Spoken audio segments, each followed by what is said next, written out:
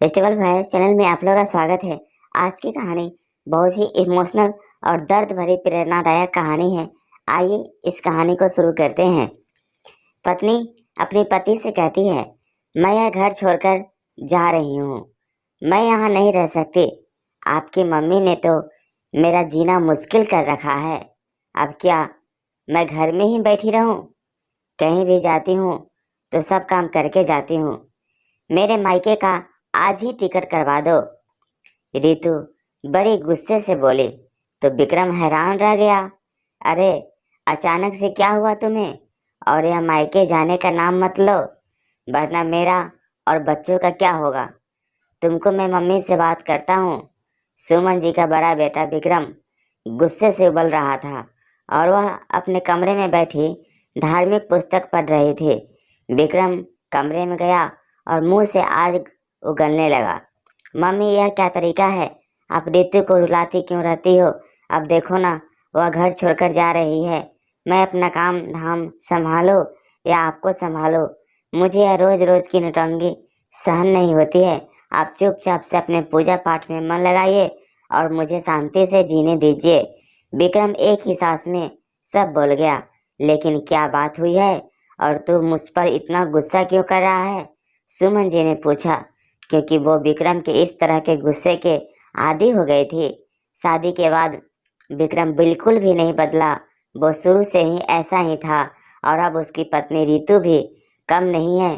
पहले विक्रम अकेला गुस्सा करता था और अब पति पत्नी दोनों मिलकर घर का माहौल खराब कर देते हैं। आखिर बात क्या हुई या तुझे भी नहीं पता है? बस तुझसे लड़ने आ गया। तेरी पत्नी 10 बजे आने का कह गए थे, जबकि मार्केट से 2 बजे आई है। मिंटू स्कूल के बाहर 1 घंटा तक खड़ा था और स्कूल से फोन उसने बहू को कितने ही फोन किया। बाबू मार्केट में व्यस्त थी। मैंने घर आते ही इतना ही कहा था कि बहू समय पर घर आ जाती है तो मिंटू को इतना इंतजार तो नहीं करना पड़ता। बस मेरी इसी बात पर उसने मुंह फुला लिया और तुम मुझे लड़ने आ गया। बड़े होने के नाते इतना भी नहीं कह सकती क्या? विक्रम चुपचाप अपने कमरे में आ गया। वहीं उसका छोटा भाई विजय और उसकी पत्नी चेतन यह सब देख रहे थे। आप भैया को समझाते क्यों नहीं? मम्मी जी पर इतना गुस्सा करते हैं। बात जाने बगैर इनकी हाइपर हो जाती है। रितु भाभी की चाहे कितनी ही गलती क्यों ना हो, पर डांट तो हमेशा मम्मी जी की ही पड़ती है। मुझे यह सब देखा नहीं जाता है। कोई अपनी माँ को ऐसे भी डांटता है क्या? आप कुछ कहते क्यों नहीं? इस तरह तो इन दोनों के साथ रहना मुश्किल हो रहा है। जितना बोले, भैया शुरू से ही ऐसे ही है। स्कूल में किसी से लाड आते थे और घर पर आकर मम्मी पर गुस्सा करते थे। कभी कोई मैच हार जाते थे तो आकर घर उसका गुस्सा मम्मी पर ही निकालते थे। कॉलेज की परीक्षा में नंबर कम आए तो गुस्सा मम्मी पर ही निकलता था और जब तक उसकी नौकरी नहीं लगी मम्मी पर ही चिल्लाते रहते थे। पापा की ज़्यादा सैलरी नहीं थी। पापा मम्मी का हम दोनों बेटे की सहारा थे। विक्रम भैया पापा और मम्मी के बड़े बेटे हैं तो काफ़ी लाडले रहे हैं, इसलिए सर पर चढ़ गए और इतने बिंदास और मुक्त हो गए कि मैं यह सब बचपन से देख रहा हूँ। मैंने कई बार समझाया पर विक्रम भैया किसी को सुनते ही नहीं हैं। मुझे लगता था कि भाभी के आने के बाद वह सुधर जाएंगे, पर भाभी तो और आज मैं भी घी डाली डाल डालकर बात दंगल बना देती है। तभी कुछ देर बाद ड्राइंग रूम में चिल्लाने की आवाज़ आई है तो विजय और चेतन भी दौड़कर बाहर आते हैं। बाहर मिंटू लगातार रोए जा रहा है और उसे उसकी छोटी बहन लवली भी भाई को देखकर रोए जा रही है। विक्रम भैया, आप मिंटू को तंग क्यों कर रहे हो? विजय ने पूछा और उसने विक्रम का हाथ कसकर थाम लिया। ये देख, परीक्षा में 20 में से केवल 18 नंबर लाया है। 2 नंबर जाने कहाँ चले गए? मुझे इसके पूरे में से पूरे नंबर चाहिए थे। इसी तरह रहा तो बड़ा आदमी कैसे बनेगा? यह सब मम्मी के कारण हुआ है। वो भलाकर बोला, भैया आप इन सब का दोषी मम्मी को कैसे दे सकते हैं? मम्मी ने कहा, क्या है मम्मी? तेज आवाज में टीवी सीरियल देखती थी तो बच्चे का ध्यान भटक गया और बच्चा का कम नंबर आया। जब देखो टीवी सीरियल, मेरा तो दिमाग ही पाक पक गया है। इसके कारण मेरे बच्चे का करियर बनने से पहले ही खत्म हो जाएगा। यह सुनकर विकास हैरान रह गया। भैया आप यह क्या कह रहे हैं? हर चीज हर बात का दोष मम्मी पर ही क्यों लगा देते हो? लवली भी तो अच्छे नंबर लाई है। मेरे दोनों बच्चे भी अच्छे नंबरों से पास हुए हैं। जरूरी है क्या हर विषय में पूरे नंबर ही आए? फिर मम्मी तो टीवी अपने कमरे में ही देखती है, बच्चों को तो बिल्कुल ही परेशान नहीं करती है। मम्मी के साथ होने से हमारे चारों बच्चे की परवरिश अच्छी से हो रही है। विजय ने विक्रम से कहा, रहने दो, तू तो हर समय मम्मी का ही कारण बताती रहती है। यह रोज रोज के झगड़ा इनकी वजह से ही होते हैं। और विक्रम अपने कमरे में चला गया। चेतन और विजय मिलकर सुमन जी के कमरे में गए। मम्मी, आप कुछ कहते क्यों नहीं है? भैया और भाभी की बात गुड़िया गूंगी गुड़िया बनकर क्यों सुन लेती हो? दोनों ने एक साथ पूछा तो सुमन जी ने चुप ना रह सके।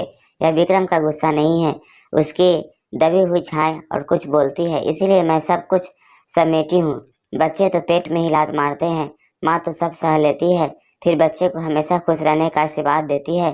तुम दोनों के पापा की सैलरी ज्यादा नहीं थी, मैंने तुम दोनों की सिलाई करके पाला है, लोगों के कपड़े सिलकर मैं तुम दोनों की फीस भरती थी। तू तो बहुत छोटा था, पर विक्रम समझदार हो गया था। उसे मेरा इस तरह काम करना अच्छा नहीं लगता था। हर बात को लेकर वह मुझे गुस्सा हो जाता था। स्कूल में मैं उसे नाश्ता दिलाती थी और टिफिन में सब्जियां भी साधारण से होती थी। मैं हर समय पैसा बचाने में लगी रहती थी।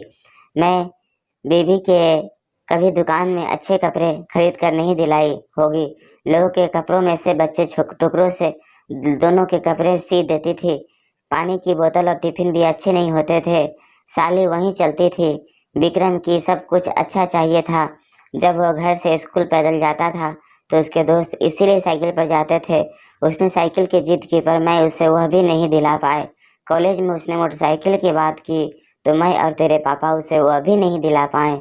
मैं उसे हर चीज के लिए मना करती थी, टोक टोकी करती थी, इसीलिए उसका स्वभाव चिड़चिड़ा हो गया है और सारे टेंशन मुझ पर ही निकालता है। मुझे अब इनकी आदत सी हो गई है। बड़ी मुश्किल से उसकी नौकरी लगी है और शादी हुई है। मुझे लगा शादी के बाद, बच्चे होने के बाद वो बदल जाएगा, पर विक्रम नहीं बदला। मैं कितनी बदकिस्मत हूँ जिसका बेटा हर बात के लिए उसे ही दोषी मानता है। तेरे पापा ज्यादा कुछ जीवन में कुछ कर नहीं पाए, इसमें मेरा तो दोष नहीं है था ना। विक्रम ने पढ़ाई अच्छे से नहीं की, अच्छी कंपनी में नौकरी नहीं लगी, इसमें भी मेरा दोष तो नहीं था। जिस तरह विक्रम रहा, इस माहौल में तू भी रहा, पर तूने तो कभी मुझ पर गुस्सा नहीं किया, मुझे कभी दोषी नहीं ठहराया। आज विक्रम बहू के सामने मुझे डांट देता है, अपने पोता पोती के सामने मेरी क्या इज्जत रह जाती है। विक्रम के लिए तो मेरा होना या ना होना बराबर ही है, पर जब तक सांस है जीना तो पड़ेगा। यह कहते हुए सुमन जी सिसकते लगे। तभी उसके पति महेश जी आते हैं। सुमन, बहुत हो गया, अब मैं भी ज्यादा सहन नहीं कर सकता हूँ। हम दोनों घर का बंटवारा कर देते हैं, कम से कम शांति से तो जीते रहेंगे। विक्रम कंकर लाता था तो क्या उसका ज्यादा जायदाद नाजायज गुस्सा सहन करते ही रहेंगे? आखिर कब तक हम दोनों अलग रहेंगे और दोनों बेटे बहू भी अलग रह लेंगे? तभी विकास बोला, पापा, आप यह कैसी बात कर रहे हो? आपने इतने कष्ट सहकर हम दोनों को पाला और हमें भी सेवा करने के वक्त आपसे अलग हो जाएंगे तो आपकी देखभाल कौन करेगा? आपने जैसे भी हो, दोनों ने मेहनत करके हम दोनों भाइयों को अपने पैरों पर खड़ा कर दिया है। मम्मी जी, हम आपको इस उम्र में अकेला नहीं छोड़ सकते हैं। आपने मुझे हमेशा बेटी समझा है और मेरी हर इच्छा पूरी की है। मैं भी आपके बगैर नहीं रहूंगी। आप भैया और भाभी से अलग हो जाइए, पर हमेशा हमारे साथ रहेंगे। हम दोनों तो आपके हमेशा सेवा करेंगे। हमारे बच्चे को भी अपने दादा दादी का प्यार चाहिए। चेतन की बात सुनकर सुमन जी और महेश जी के चेहरे खिल गए। आखिर उनके छोटे बेटे बहू तो उन्हें अपना मानते हैं। बंटवारे की बात सुनते ही रितु के कान खड़े हो गए। उसने तुरंत विक्रम को फोन लगाकर उसके कान भर दिए। शाम को विक्रम जैसे ही ऑफिस से आया और सुमन जी पर बरस पड़ा, अब आपने यह क्या नौटंकी लगा रखी है? इस घर का बंटवारा कभी नहीं होगा। विजय और चेतन ने आपको मेरे खिलाफ भड़काया होगा। अरे वह दोनों कौन होते हैं जो घर का बंटवारा करेंगे? छोटे हैं तो क्या अपने मनमर्जी चलाएंगे? मुझे इन दोनों को पता है। पहले आप दोनों को अपनी तरफ करेंगे, फिर सारा धन हड़प लेंगे। मम्मी पापा, आप इन दोनों के बहकावे में मत आना। तभी विजय बोला, भैया आप अपना व्यवहार सुधारो, मम्मी पापा से कोई ऐसी बात नहीं करते। क्या आप तो इन दोनों की जरा भी इज्जत नहीं करते हो? इस तरह रोज मम्मी को डांट देते हो। मम्मी पापा ने आपके लिए क्या नहीं किया और आप उनसे कभी प्यार और सम्मान से बात ही नहीं करते हो। सुनकर विक्रम भड़क जाता है। तू मुझसे छोटा है तो अपनी हद में ही रह, ज्यादा ऊंची आवाज में बात मत कर। तुझसे बड़ा हूँ, तमीज से पैसा तभी चेतन बोलती है। मम्मी जी से कैसे भी ऊंची आवाज में बात कर लेते हो, उन्हें डांट देते हो, उन पर गुस्सा करते ही रहते हो। वह भी तो आपसे बड़ी है, वह तो आपकी माँ है, उन्होंने आपको जन्म दिया है, पाला है। आप तो पहले अपना व्यवहार सुधार लीजिए। फिर वह रितु की तरफ देखकर बोलती है, जेठानी जी, बंटवारे का फैसला पापा जी कहाँ है? क्योंकि वह दोनों अब आपके साथ रहना नहीं चाहते हैं। या घर में होते रोज रोज के झगड़ा घर का माहौल खराब करते हैं। घर में बच्चे भी पाल रहे हैं, उन पर क्या असर पड़ेगा? वह क्या संस्कार सीखेगी? इसी तरह से लड़ना और झगड़ना बड़ों को जो करते देखेंगे, वही तो संस्कार उनमें भी आएंगे। हम दोनों मम्मी पापा के फैसलों से सहमत हैं, इसीलिए अब अलग रहना ज्यादा सही होगा। एक जगह साथ रहकर लड़ने से अच्छा है कि अलग अलग रहकर प्यार से रहे। चेतन ने अपनी बात खत्म की। यह सुनकर विक्रम और रितु के होश उड़ गए, क्योंकि इतनी महंगाई है और विजय की सैलरी ज्यादा थी। वो घर घर पर खर्च से में ज्यादा पैसा देता था। उसको अपने ऑफिस से भी काफी सुविधा मिली हुई थी। चेतन भी अपने मायके से भर भर कर सामान लाते थे और रितु के बच्चों को भी मिलता था। जितना सामान और अपने बच्चों की तरह विक्रम के बच्चों को भी प्यार करते थे और उन्हें भी स्कूल का और बाकी सामान धो ले आते थे, पर कभी हिसाब नहीं करते थे। थोड़ा कुछ सोचकर विक्रम बोला, वाह भाई, क्या चाल चली है तू।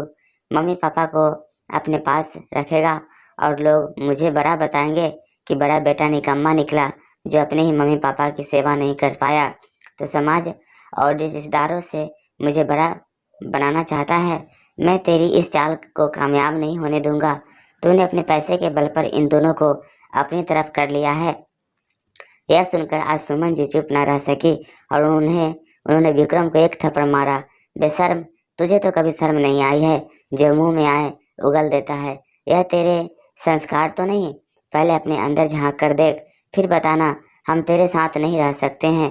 रोज रोज यह करवा जहर मुझे निगलना नहीं आ जाता है। विजय और चेतन ने अपनी मीठी बोली और प्यार से हमें अपना बनाया है, पैसों की बल पर नहीं। तूने तो कभी अपनी माँ से दो मीठे शब्द नहीं बोले, हमेशा हर बात पर गुस्सा करता रहा। मैं सहती रही, क्योंकि मुझे लगता था कि पैसों की कमी की वजह से हम तेरी इच्छाएं पूरी नहीं कर पाए और हम खुद को ही दोष देते रहे।